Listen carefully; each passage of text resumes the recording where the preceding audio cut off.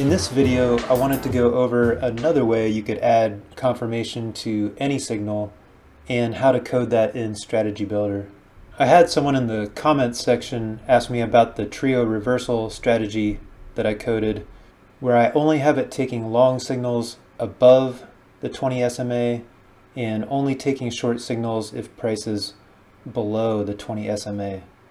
So these two trio signals to the downside would not have been triggered because price closed above the 20 SMA on both of these bearish signals. The only one on this chart that would have been fired off is this trio signal to the upside because price is above the 20 SMA. And as you can see on this chart, out of these three signals, the only one that worked out was this long trio signal. You can use any kind of moving average with any period, 200 SMA, 20 SMA. You could use an EMA, linear regression, anything you like. So if you haven't seen the step-by-step video that I made about creating a strategy in Strategy Builder, I highly recommend that you check that out.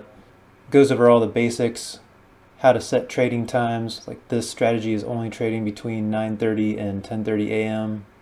And I've only got two conditions. One for the actual signal. So I've got the NINZA trio reversal. And if you scroll down to plots, for every NINZA indicator, there's a value plot. Sometimes they have more than one value plot. This one only has the value plot of a signal state. And in this case, I want the signal state to cross below a numeric value of 0. Numeric value is in the miscellaneous folder. That's because the code for the short is a -1. So cross below 0 would be in the -1 territory. Now, depending on what indicator you're using, some of them have more than one signals that they print. So the code for each signal might be different. It might be -1 or -2 or -3. And after you create your strategy, you definitely want to test it out in Market Replay, attach a strategy to your chart, and make sure that it's firing off like it's supposed to. Sometimes I use cross below and cross above. Sometimes I use greater or less than 0. And then sometimes I will use equals and then the actual number of the signal, like a 1 or a 2 or a 3 or -1, -2 or -3. And for each different indicator, it seems to work a little bit differently. So you'll definitely want to test that out and make sure it's working. But any of the NINZA indicators, let's just look at another one. Let's look at the Super Trend Pro. For the plots, you want to look at the value plot. See, we have a signal state and the super trend.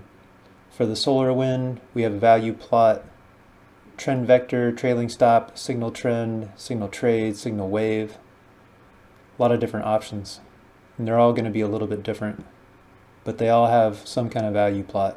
For this particular indicator, the trio reversal, it's only got one plot, cross below, numeric value is 0.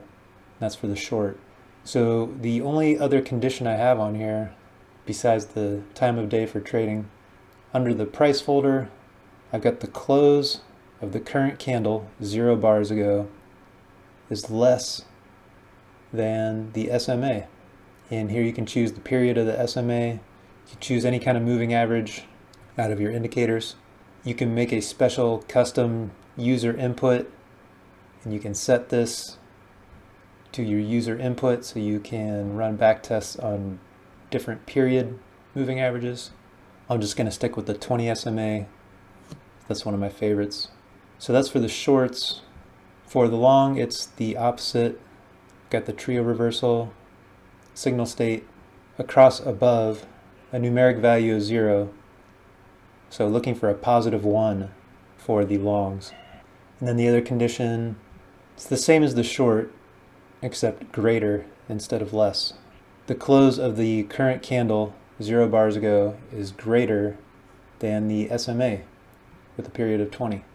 And that's it. That's how you add that extra confirmation to any of your signals. And that has the potential to greatly improve the performance of your signals. I hope you got some good ideas for your own trading. Thanks for watching.